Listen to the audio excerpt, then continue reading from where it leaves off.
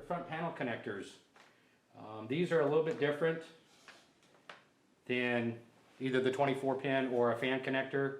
What these have are little black, or I don't know if they're always black, but they're little plastic tabs that actually holds the pin in.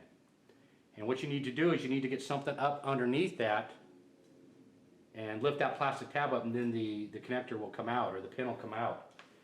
So what I'm going to do to show you a demonstration is, so we'll try one of these right here. This is my FireWire connection to the motherboard for the front panel connection, and I'm not going to be using these here. I'll just be using this one connection, so that's why you see this kind of like the way it is. But anyway, for demonstration purposes, we'll see how this works. Now what you can do for this is, this tool also will work for this, but because these points here are these I don't know what you want to call them, but they're a little too thick, and you need to get this up under this plastic, and it makes it very difficult to try to get that up under there. So I mean, another thing you can do is you can take one of these paper clips, flatten it like I've done, make it real thin, and just bend the tip over. And by bending, you may not even need to bend the tip. Here, let's try this. You might be able to get that.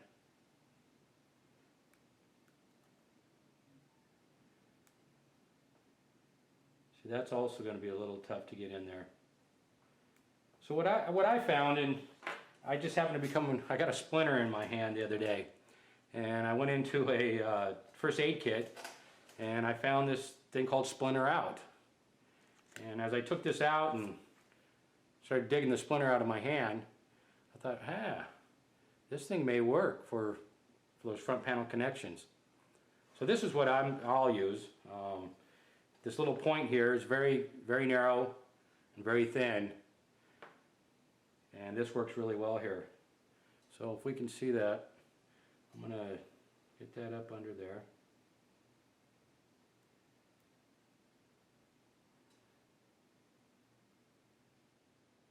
And once I get it started, then I'll go to the wider side, just like that. I don't know if you can see that, but see, that's under that little plastic tab there. And I'll show a picture of this, but see, look, it just falls right out. Alright, so then when I pull this back out, and what I like to do again here, you can see that plastic tab, it sticks up. After you've stuck something under and lifted it up, it kind of sticks up. So what I like to do is push that back down, hold it for a minute, then take your pin and put it back in, and it holds really well. Alright, so that's how you're going to do your front panel connections. They're all going to be the same, every one of them. And as you can see, what I've done here, here's another little tip. As you can see how I've got this thing bent over. When I went ahead and, well, what I've done here is the cable came up, and you can see that they had used shrink wrap, and it only came up to about there, and then you had your different color wires here, and I wanted to cover those up.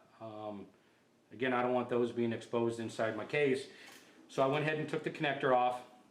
I put a piece of shrink wrap over it, put the connector back on, and then as I heated this up, and while it was still hot, I went ahead and I bent it over just like that, and I held it like that till it cooled. And the purpose for that is this connects to the bottom of my motherboard.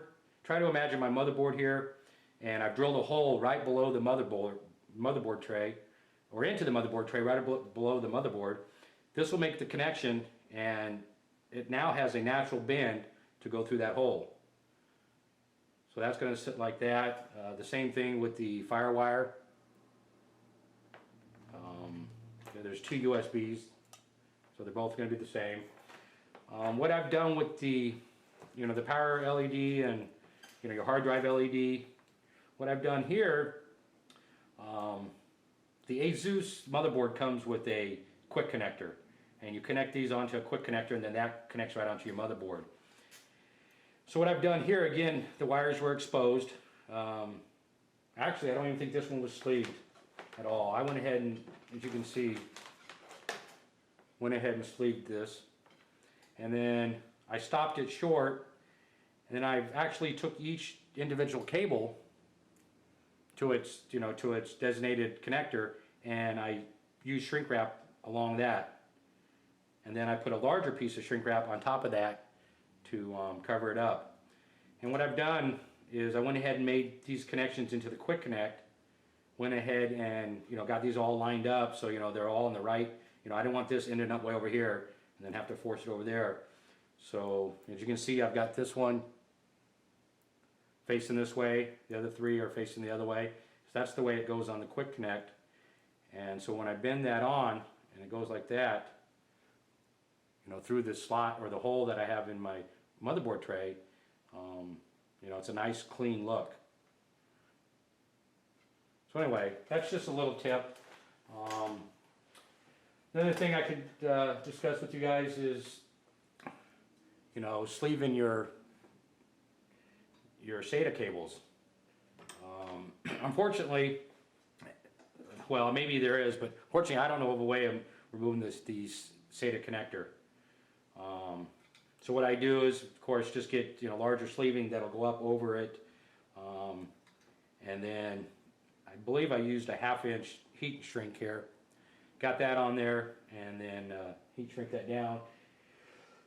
Excuse me, and that just makes it a nice clean look there. This cable was red. Most cases come with red Sata cables, and most motherboards come with red Sata cables. Even though my case is red and black, I'm looking for all my cables to be black. So anyway, that covers that. See, I don't think I'm missing anything here. All right, guys. I'm going to go ahead and finish sleeving this. I'm going to go ahead and finish installing it onto the to the case, get all my fans in, and then we'll be ready to start putting the components in. We are going to do a bench test first, make sure all the components work. And then if the bench test goes well and everything works, we don't have to RMA anything, then we'll go ahead and start installing it in the case. So anyway, I hope that answers some of your questions on the 24 pin. It's tedious, and something I didn't mention, in this case, is these being all black. Thank God I don't have to take these out and sleeve them, because I guess I would have to figure out a way to number these, number the connector itself and then number each cable. But for the ones that are going to take these out to go ahead and sleeve their cables, my suggestion is, I've seen it done a couple different ways. One is, put a piece of tape on there, like little masking tape, and number that, and put a piece of tape across here and number each slot. Never Give 7 had just done a cable sleeving for his power supply, and he actually printed out a chart of the 24 pin connector.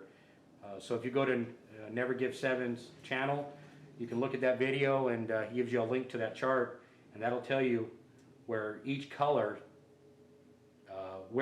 goes into what slot. So I mean, that comes in real handy.